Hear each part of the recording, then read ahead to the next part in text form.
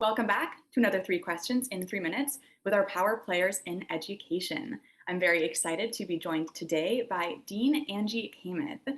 Dean Kamath is the Dean of NYU's School of Professional Studies, and she joined NYU in July 2021 after serving as the University Dean at CUNY, where she oversaw continuing education and workforce development. She also has experience in government, having worked as a deputy commissioner in the New York City Department of Small Business Services during the Bloomberg administration. So welcome, Dean Kamath. Thank you so much. Pleasure to be here. So the School of Professional Studies offers traditional associate's, bachelor's, and master's degrees, but you guys also do a lot of continuing education, certifications, and professional studies programs. So I want to ask about the future of work. How do you envision the future of work, and how do these varied programs that you offer meet that future? Sure. So the number one mantra in terms of education and workforce development and training is you need to listen to learners and we need to listen to industry. And when we listen to learners, we listen to industry, we hear a couple of things. Learning and education has to be flexible. It has to be affordable in terms of time and money, and it has to be purpose-built. Folks need to understand why they should take their time and talent and energy and really focus in on particular programs. And so the purpose is incredibly important. Is it going to help someone switch jobs? Is it going to help someone advance in a job? Is it going to help someone get a job? And so any number of programs, whether they're a degree, whether they're for someone who's launching their career, whether there's someone who's mid-professional or executive, degree or non-degree, all of it comes with a different purpose for a different type of learner. So we're really privileged to have this wide array and this wide portfolio of programs to be able to meet the purpose and the kind of intention of industry and learners at every stage of their career.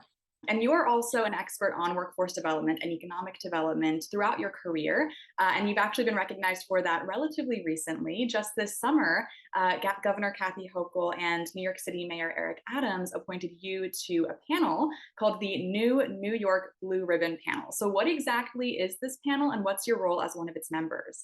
Sure. So the beauty of New York City is I think we reinvent ourselves just about every decade or so.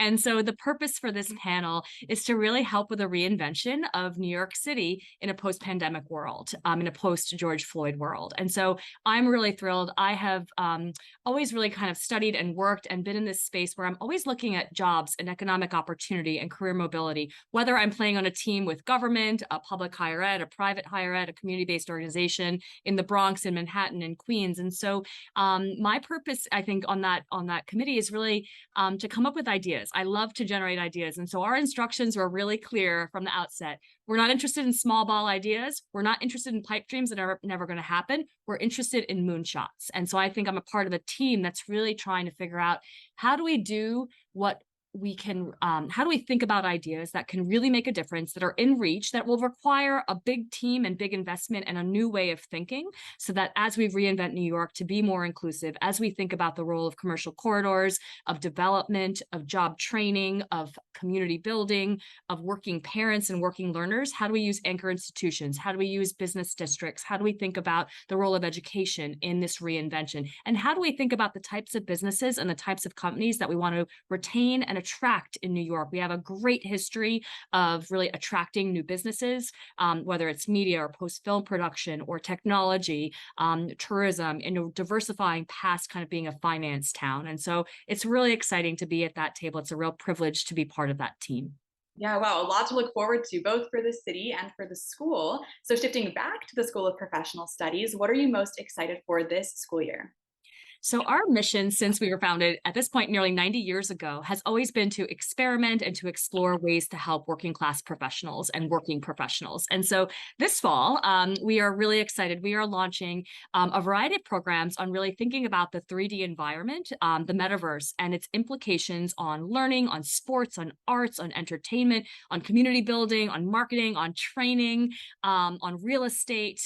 We spent the summer really planning, talking to a lot of industry professionals. We've hired up, and we have a lot of talent already at our school. And so we're offering boot camps to all our students at the graduate and undergraduate level to really learn more about opportunities for jobs, for upskilling, and for business opportunities, and the implications, the ethics of diversity and inclusion and governance in the 3D kind of metaverse environment is really interesting. And so I love that because it speaks to our goals at the School of Professional Studies at NYU to be innovators around the future of work, to really build a love of lifelong learning, no matter kind of what stage of your career you're at. that, and to really experiment with a really, quite frankly, cool and unique user experience, making sure that our learners are having access to the best technology, the best brains, the best ideas and thinkers from industry. So we're starting that next month, and we're really looking forward to it. That's really exciting. And it seems to also fall into the really interdisciplinary nature of the School of Professional Studies, which I'm sure also prepares people well for all kinds of different jobs. So thank you, Dean Kamath. It's been an absolute pleasure. And we're really happy that you are a power player in education. Thank you, Anna.